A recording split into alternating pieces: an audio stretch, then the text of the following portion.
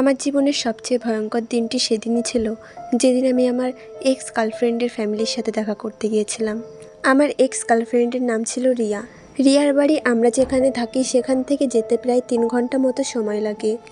আমার আর রিয়ার রিলেশনশিপ বেশি দিন হয়নি, মোটামুটি 1 মাস মতো হয়েছে। আর এটা খুবই অদ্ভুত ব্যাপার যে আমাদের রিলেশনশিপ মোটামুটি 1 মাস হয়েছে, আর এরই মধ্যে রিয়া আমাকে ক্রিসমাস পার্টির জন্য ওর মা বাবার সাথে দেখা করাতে নিয়ে যাচ্ছিল। রিয়াদের ফ্যামিলিটা তেমন বড় ছিল না, খুবই ছোট একটা পরিবার। রিয়া, রিয়ার মা বাবা আর ওর দাদা। আমরা ওদের বাড়িতে গাড়িতে করে পৌঁছালাম। ওদের ঘরটা বাইরে থেকে দেখতে বেশ বড়। আমি আর রিয়া গাড়ি থেকে বাইরে এলাম। সামনে দেখলাম যে রিয়ার মা বাবা আমাদেরকে ওয়েলকাম জানাতে আসছে। রিয়ার মা বাবাকে দেখে মনে হচ্ছিল তারা খুবই হাসি খুশি মনের মানুষ, কিন্তু ওনারা একটু অদ্ভুতও ছিল। ওদের মুখের হাসিটা একটু অন্যরকম লাগছিল। রিয়ার মাকে দেখে মনে হচ্ছিল যেন উনি আমাকে দেখে অনেকটা ইমোশনাল হয়ে যাচ্ছে। রিয়ার মায়ের মুখের এক্সপ্রেশনটা অনেকটা অন্যরকম ছিল। তাছাড়া রিয়াদের বাড়ি বাইরে থেকে যতটা সুন্দর, ভিতর থেকেও ততটাই সুন্দর দেখতে। কিছুক্ষণ পর আমার রিয়ার দাদার সাথে দেখা হলো। রিয়ার দাদা তখন অফিস থেকে ঘরে ফিরেছিল। রিয়ার দাদার সাথে আমি কথা বলে বুঝতে পারলাম রিয়ার দাদা তেমন লোকজনের সাথে খুব একটা গুছিয়ে কথা বলতে পারে না। এরপরেই আমরা ডিনার করতে যাই। ওদের বাড়ির ডিনার করার নিয়মটা অনেক আলাদা ছিল। ওদের বাড়িতে ডিনার করার রুল এটাই ছিল যে খাওয়ার সময় কেউ কারোর সাথে কথা বলতে পারবে না, চুপচাপ খেতে হবে। তাছাড়া বাকি সব কিছু নর্মালি ছিল, সবাই যার যার মতন খাবার খাচ্ছিল। ডিনার কমপ্লিট করার পর আমরা সবাই মিলে একটা ক্রিসমাস স্পেশাল মুভি দেখছিলাম। আমি কারোরই চোখের দিকে তাকাচ্ছিলাম না, সবার সাথে আই কন্ট্যাক্ট ইগনোর করে আমি মুভিটাই দেখছিলাম। কিন্তু আমি এটা অবশ্যই বুঝতে পারছিলাম রিয়ার দাদা সুরাজ বেশ কিছুক্ষণ ধরেই আমার দিকেই তাকিয়ে আছে। বেশ কিছুক্ষণ পর আমিও ওর দিকে ফিরে তাকালাম। আমরা দুজন একে অপরের দিকে কিছু 3 সেকেন্ডের মতন তাকিয়েছিলাম। সুরাজের দিকে আমিও তাকিয়ে আছি দেখে সুরাজ তাড়াতাড়ি করে ওর মুখটা টিভির দিকে ঘুরিয়ে নিল। ওর আমার দিকে এইভাবে তাকিয়ে থাকাটা আমার কাছে একদমই নর্মাল লাগছিল না। ওর তাকানোটা আমাকে খুবই আনকমফোর্টেবল ফিল করাচ্ছিল। রাতে মুভি দেখার পর আমি আর রিয়া আমরা দুজনই গেস্ট বেডরুমে ছিলাম। এই বেডরুমে 2টো দরজা ছিল আর 2টো রুম ছিল। একটা রুমে আমি ঘুমাবো আর একটা রুমে রিয়া ঘুমাবে। রিয়া ওর নিজের ফোনটা আমার বেডের উপর রেখে ওয়াশরুমে গেছিল, আর তখন আমি খেয়াল করলাম রিয়ার ফোনে একটা মেসেজ এসেছে। মেসেজের উপরে রিয়ার মায়ের নামটা ভেসে উঠেছিল। আমি বুঝতে পারছিলাম না যে রিয়ার মা হঠাৎ এখন মেসেজ করলো কেন, কারণ রিয়ার মাও তো এই বাড়িতেই আছে আর রিয়াও বাড়িতেই আছে। আমি ফোনটা হাতে নিয়ে দেখলাম রিয়ার মা মেসেজ করেছে যে ও কিছু বুঝতে পারেনি তো, সব কিছু ঠিক আছে তো, ও যেন কোনো কিছুতে সন্দেহ না করে। এইটুক মেসেজ পড়ার সাথে সাথে রিয়ার ফোনের স্ক্রিনটা লক হয়ে যায়, কারণ ওর ফোনে পাসওয়ার্ড দেওয়া আছে। তার জন্যে আমি পুরো মেসেজটা পড়তে পারলাম না। সাথে সাথে রিয়াও ঘরের মধ্যে চলে আসে। আমি রিয়াকে এই মেসেজের ব্যাপারে কিছুই জিজ্ঞাসা করিনি। আমি এমন বিহেভ করছিলাম যেন সব কিছুই নর্মাল আছে। এরপর রিয়া আমার রুমেই আমার বেডের উপর বসে ওর ফোনটা ইউজ করছিল, আর আমি শুয়ে শুয়ে এটাই ভাবছিলাম যে রিয়ার মা ওকে হঠাৎ এরকম অদ্ভুত মেসেজ কেন পাঠালো। আর রিয়াকে তো উনি ডেকেও কথা বলতে পারত, কারণ যেহেতু রিয়া এই বাড়িতেই আছে আর উনিও এই বাড়িতেই আছে, তাহলে হঠাৎ ওনার মেসেজ করার কি দরকার পড়ল। কিছুক্ষণ পরেই রিয়া আমাকে গুড নাইট বলে আমার রুম থেকে বেরিয়ে গেল। কিন্তু রাতে আমি ঘুমোতে পারছিলাম না।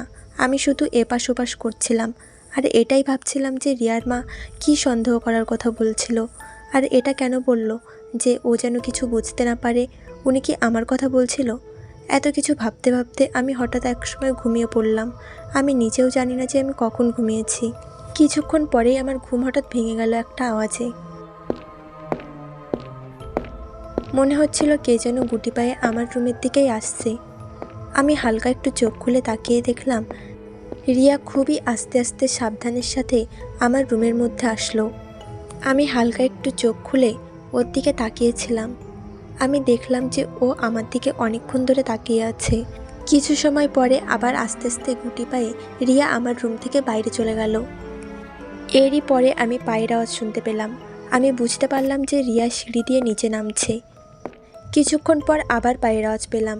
মনে হচ্ছিল যেন এবার দুজন সিঁড়ি দিয়ে উপরে উঠে আসলো। এরপর আরও একবার পায়ের আওয়াজ পেলাম। মনে হচ্ছিল যেন ওই দুজনই আবার সিঁড়ি দিয়ে নিচে নেমে যাচ্ছে। আমি বুঝতে পারছিলাম না যে এসব কি হচ্ছে। তাই আমি বিছানা থেকে উঠে বাইরের দিকে যেতে লাগলাম এটা চেক করতে যে বাইরে কি হচ্ছে। আমি যখন বাইরে আসলাম তখন আমি হলরুমের মধ্যে থেকে কিছু একটা আওয়াজ শুনতে পাচ্ছিলাম। মনে হচ্ছিল যেন রিয়ার মা বাবা আর ওর দাদা কিছু কথা বলছে। আমি সিঁড়ি দিয়ে একটু নিচের দিকে নামলাম যাতে আমি দেওয়ালে কান ঠেকিয়ে শুনতে পারি ওরা আসলে কি কথা বলছে।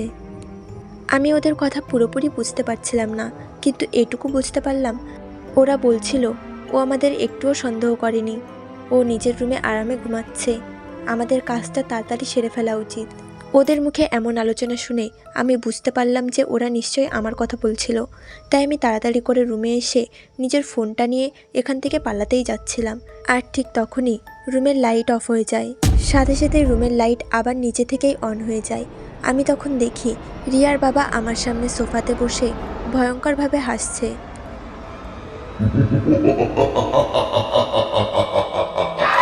আমি ওনাকে আমার রুমে এইভাবে হঠাৎ দেখে ভয়ে চিৎকার করে উঠলাম।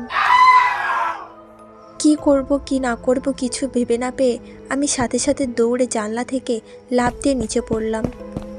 তাড়াতাড়ি করে নিজের গাড়িতে বসে নিজের বাড়িতে চলে আসলাম। আমি বাড়িতে এসে দেখলাম রিয়া আমাকে মেসেজ পাঠিয়েছে। ও লিখেছে যে তুমি এইভাবে কেন চলে আসলে, তুমি এইভাবে পালিয়ে আসলে কেন।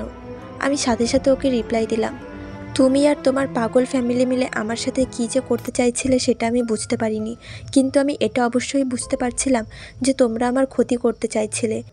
এইটুকু মেসেজ করেই আমি রিয়াকে ব্লক করে দিই। এরপর আমি পুলিশের কাছে যাই আর পুলিশকে সমস্ত ঘটনাটা জানাই। আমি যখন পুলিশকে রিয়ার ফটোটা দেখাচ্ছিলাম তখন আমি জানতে পারলাম যে পুলিশ এই মেয়েটাকে অনেক দিন ধরে খুঁজছে। আর এই মেয়েটা আর ওর পরিবারের উপর 16টা মার্ডার কেস আছে। আর এই মেয়েটার নাম আসলে রিয়া না, অন্য কিছু। এই মেয়েটা আর তার পরিবার বিজনেসম্যানদের ছেলেদের ফাঁসায় আর তাদের কাছ থেকে লুট করে তাদের মার্ডার করে।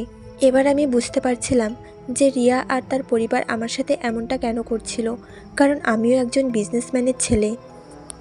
পুলিশ আমার কাছ থেকে রিয়ার ঠিকানা নেয়, কিন্তু যখন ওনারা ওই বাড়িতে পৌঁছায় তখন ওই বাড়িতে কেউই ছিল না। রিয়া আর তার পরিবার ততক্ষণে ওই বাড়ি থেকে পালিয়ে গিয়েছিল। দুর্ভাগ্যবশত পুলিশ রিয়া আর তার পরিবারকে গ্রেপ্তার করতে পারল না। এবার ওরা নিশ্চয়ই নতুন কোনো শহরে যাবে, নতুন কোনো বিজনেসম্যানের ছেলেকে ফাঁসাতে আর তাকে হত্যা করবে।